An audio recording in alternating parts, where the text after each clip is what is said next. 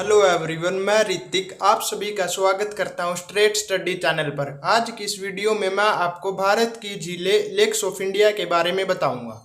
और एक साल कम्पिटिटिव एग्जाम्स में इससे प्रश्न बनता ही बनता है, like UPSC, SSC, railway, NTPC. ये ज्योग्राफी का one of the most important topic है। तो इससे शुरू करते हैं। इससे दो तरह के क्वेश्चन बन सकते हैं कि कौन से राज्य में कौन सी झील है, झीलों की विशेषता, लाइक भारत की सबसे बड़ी झील, खारे पानी की झील, मीठे पानी की झील, क्रेटर झील क्या है, और विश्व का एकमात्र तैरता हुआ राष्ट्रीय पार्क कौन सी झील पर है, नौकायन प्रतियोगिता किस झील पर करवाई जाती है, और इसरो का लॉन्चिंग पैड कौन सी झील पर है, एक्सेट्रा। ये सभी बातें करेंगे। तो शुरू करते हैं इस वीडियो को। सबसे पहले मैं आपको कौन से राज्य में कौन सी झील है ये बताऊंगा। तो जम्मू कश्मीर से शुरू करते हैं। ये मैंने J&K जम्मू कश्मीर लिखा है और उसके सामने इसमें कौन कौन सी झीलें हैं उनके नाम लिखे हैं। तो जम्मू और कश्मीर में झीलें हैं वुल्लर झील, डल झील, गाडसर, अनंतनाग, बेरीनाग, शेषनाग, कोसरनाग, नागिन, पोंगाछो, सीमोरिरी, गंगाबल और मानसबल।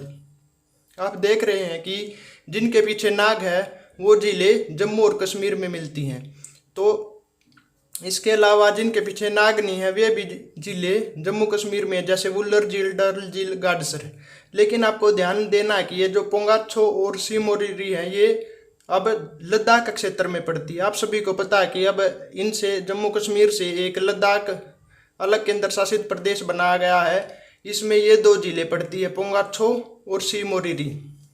ठीक है। और आपको ये सुनने में भी थोड़ा तिब्बती ही लग रहा होगा, तो इनका नाम तिब्बती ही है, पोंगाछो और सीमोरिरी। और जो ये गंगाबल है और मानसबल है, इन पे भी काफ़ी बार प्रश्न पूछा गया है कि गंगाबल या मानसबल कौन सी राज्य में है। तो आप इसको ऐसे याद रख सकते हैं कि बल, यानी कि जम्मू और कश्मीर में काफ़ी सैनिक बल हैं, उन्हीं के आधार पर गंगाबल और मानसबल बल। तो आप इससे याद रख सकते हैं कि ये दोनों जिले जम्मू और कश्मीर में है। इसके बाद बात कर लेते हैं हिमाचल प्रदेश में कौन कौन सी झीलें हैं। हिमाचल प्रदेश में थोड़ी ही झीलें हैं, 3 या 4, जैसे बुरगू, मछियाल, रेणुका, सूरजताल और चंद्रताल। इसके बाद उत्तराखंड में, जिसको मैंने यूटीटी के नाम से ऐसे लिखा शॉर्ट फॉर्म में, इसके सामने ये इनमें मिलने वाली झीलें हैं, जैसे नैनीताल, डोडीताल, भीमताल, सातताल, नोहितीताल, देवताल, खुरपताल, राक्षसताल और मालाताल। आप देख रहे हैं कि जिनके पीछे ताल लगा है वे सभी जिले उत्तराखंड में है, लेकिन इसमें से सिर्फ 2 जिले ऐसे जिनके पीछे ताल है और वे अलग राज्य में है, जैसे हिमाचल प्रदेश में सूरजताल और चंद्रताल। ये आप इसको ऐसे याद रख सकते हैं कि जैसे सूरज और चंद्र, सूरज और चांद, ये दोनों ताले जिनके पीछे ताल लगा ये दोनों जिले हिमाचल प्रदेश में है। इसके बाद बात आ गई चंडीगढ़। चंडीगढ़ में एक झील है सुकना झील। इस पे भी काफ़ी बार प्रश्न पूछा जा चुका है कि सुकना झील कौन से राज्य में या कहाँ पर है, तो ये चंडीगढ़ में है। ठीक है। इसके बाद राजस्थान में ये झीलें हैं राजसमंद, जयसमंद, नक्की, सांबर, फतेह सागर, लुनसर, डिगवाना, पिछोला, अन्ना सागर, कुचामा, पुष्कर और डेगर। इनकी विशेषताओं के बारे में मैं बाद में बताऊंगा। मैं सिर्फ अब आपको ये बता रहा हूँ कि कौन से राज्य में कौन कौन सी झीलें हैं। तो महाराष्ट्र में 2 झीलें हैं, लोनार झील और पोवई।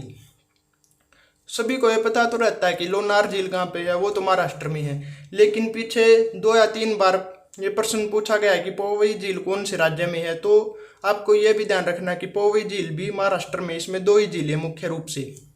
इसके बाद कर्नाटक में बेडानगर झील है और केरल में 2 झीलें हैं, वेम्बनाड और अष्टमुदी। इसके बाद सिक्किम राज्य यहाँ पे उसमें है सोंगम्मा, और यहाँ पर मणिपुर, जिसको मैंने एम लिखा है यहाँ पर, इसमें है एक लोकटक झील। ये पूर्व उत्तर भारत की मीठे पानी की झील है। मीठे पानी की झील यानी कि जो लवणीय से मुक्त हो, जिसमें लवण ना हो और जिसको पिया जा सके, वो है साफ पानी की झील। तो ये लोकटक झील। इसके बाद उड़ीसा में है चिल्का झील। इनकी विशेषता मैं आपको बाद में बताऊंगा।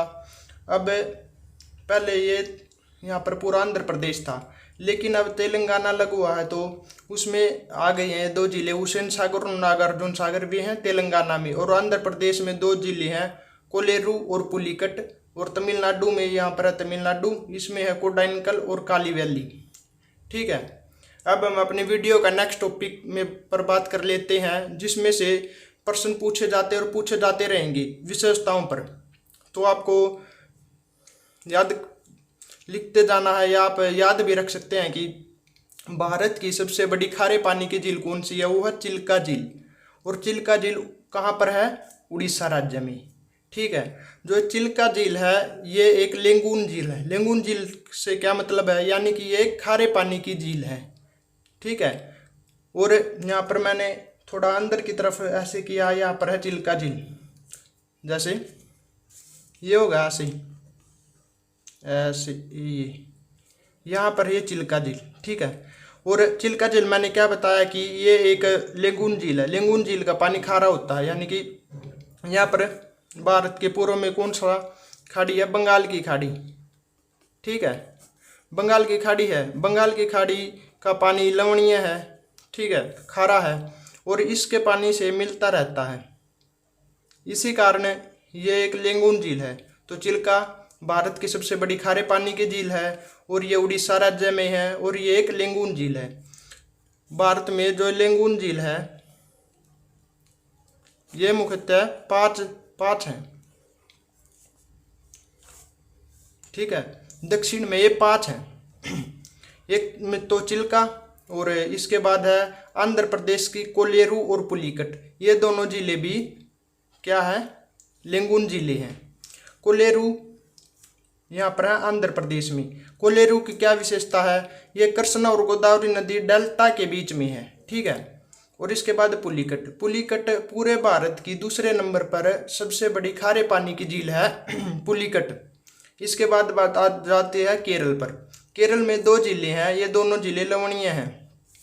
ऐसे ये दोनों भी यहाँ पर भारत के पश्चिम में अरब सागर है, उससे इसका जल मिलता रहता है। तो वेम्बनाड और अष्टमुदी ये भी दोनों कौन सी है, लेंगुन जिले। ठीक है, और इस पे इम्पोर्टेंट है कि इन दोनों जिलों को कयाल झील कहा जाता है। ठीक है, यहाँ पर जो स्थानीय है उनके अनुसार इनको कयाल झील कहा जाता है। तो ये कॉम्पिटिटिव एग्जाम में पूछ लेता है कि इनमें से कौन सी कयाल झील है, उसमें से एक ऑप्शन मिलेगा अष्टमुदी। तो अष्टमुदी एक कयाल झील है, और वेम्बनाड भी। और जो यहाँ पर वेम्बनाड है इस पर एक क्या है, एक वेलिंगटन द्वीप है। ठीक है, और इसमें से यहाँ पर एक वो होती रहती है, प्रतियोगिता होती है नौकायान की। ठीक है, ये भी पूछ लेता है, तो आपको याद रखना है। और जो वेम्बनाड है भारत की सबसे लंबी झील है। ठीक, ये आपको भी याद रखना है। ये काफ़ी बच्चों को नहीं पता कि भारत की सबसे लंबी झील कौन सी है, तो ये वेम्बनाड है भारत की सबसे लंबी झील।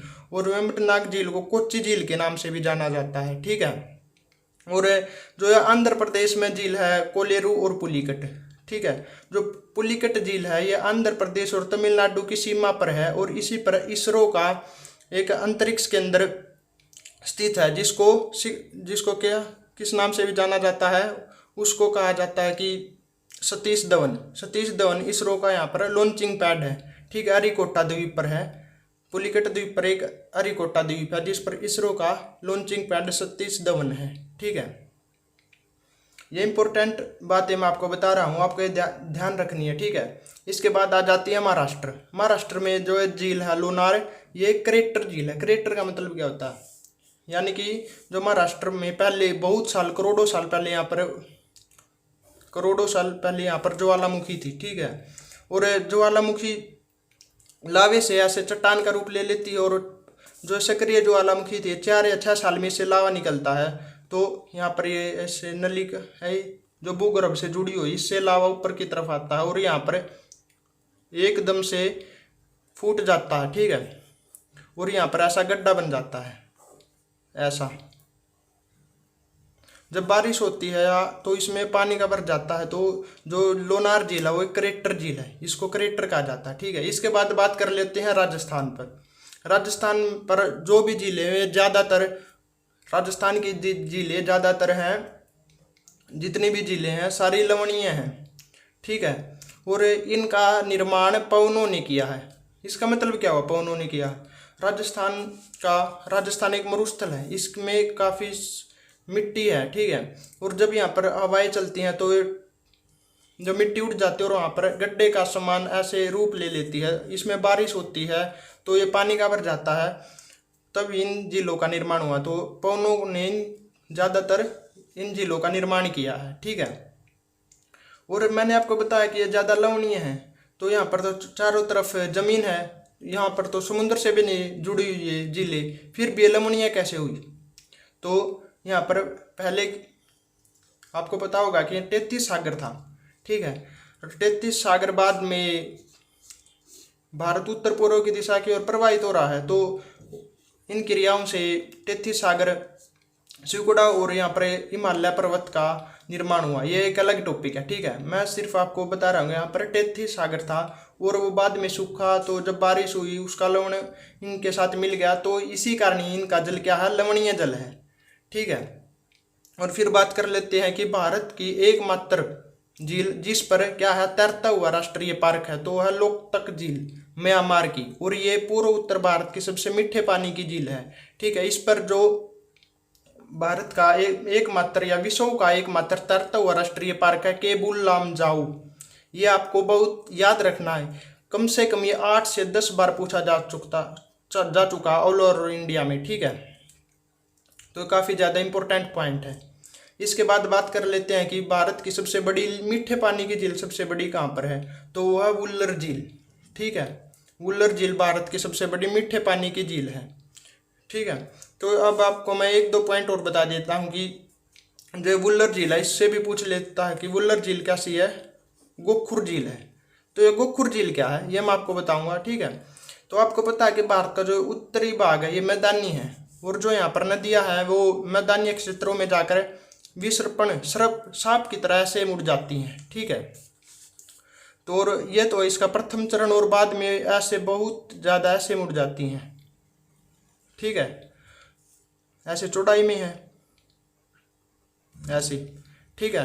तो यहाँ पर इसके मिलने को हो जाता है, ठीक है। और जब ये एक ऐसे मिल जाता तो नदी ऐसे सीधे निकल जाती, और यहाँ पर जो ऐसे बच जाता है, इससे निर्माण होता है। तो जो नदियों के द्वारा झीलों का निर्माण होता है उसको गोखुर झील कहते हैं। ये एक झील का टाइप है, ठीक है। जैसे क्रेटर झील होती है, और ये झीलों के टाइप है कि क्रेटर झील, पवनों द्वारा निर्मित झील और गोखुर झील, ऐसे, ठीक है। तो गोखुर झील क्या है, ये एक झील का टाइप है जो नदियों द्वारा निर्मित झील होती है, उसको कहते हैं गोखुर झील, ठीक है। तो जो ये वुल्लर झील है, इस पे भी कई बार पूछा जा चुका है कि वुल्लर झील क्या, गोखुर झील कौन सी है, उनमें एक ऑप्शन मिलेगा वुल्लर झील, इनमें से गोखुर झील कौन सी है, सब पर्सन पूछ लेगा, उसमें 4 ऑप्शन दे देगा, तो वुल्लर झील एक गोखुर झील है, ठीक है। आपको पता है कि इसमें एक नदी है, नदी बहती है जम्मू कश्मीर में एक कौन सी नदी है, जम्मू कश्मीर में एक नदी झेलम नदी बहती है। मैंने यहाँ पर बेरीनाग लिखा, ठीक है। बेरीनाग से होती हुई नदी, बेरीनाग से झेलम नदी होती हुई श्रीनगर से होती हुई, और फिर यहाँ पर है वुल्लर से होती हुई पाकिस्तान में चली जाती है, ठीक है। तो आप ऐसे भी अनुमान लगाया जाता है कि वुल्लर झील है, इसका निर्माण विवर्तनी से हुआ है। विवर्तनी का क्या मतलब है, जो पृथ्वी के अंदर चट्टानें हैं या पृथ्वी के अंदर जो प्लेटें हैं, उनमें जब आपस में हलचल होती हैं, तो ऐसे हलचल के कारण जो झील का निर्माण होता है उसे विवर्तनी से निर्मित झील कहते हैं। तो वुल्लर झील एक विवर्तनी से निर्मित भी झील है, ठीक है। तो ये सभी झीलें थी प्राकृतिक झीलें। इसके बाद भारत में मानव निर्मित झीलें भी हैं, जिनका निर्माण मानव ने अपने काम के लिए किया है। उन पे मैं एक अलग वीडियो बनाऊंगा, तो एक अलग टॉपिक है, ठीक है। तो आपको ये कैसा लगा ये वीडियो? अगर आपको कुछ भी डाउट हो तो कमेंट सेक्शन में पूछना, और लाइक करना मत भूलना, जिससे मेरा मोटिवेशन बना रहता है। यदि आपको यह वीडियो वास्तव में अच्छा लगा तो अपने फ्रेंड के साथ शेयर जरूर करें, और इसी तरह हमारे साथ बने रहिए आपके और हमारे चैनल स्ट्रेट स्टडी पर। Thanks for watching.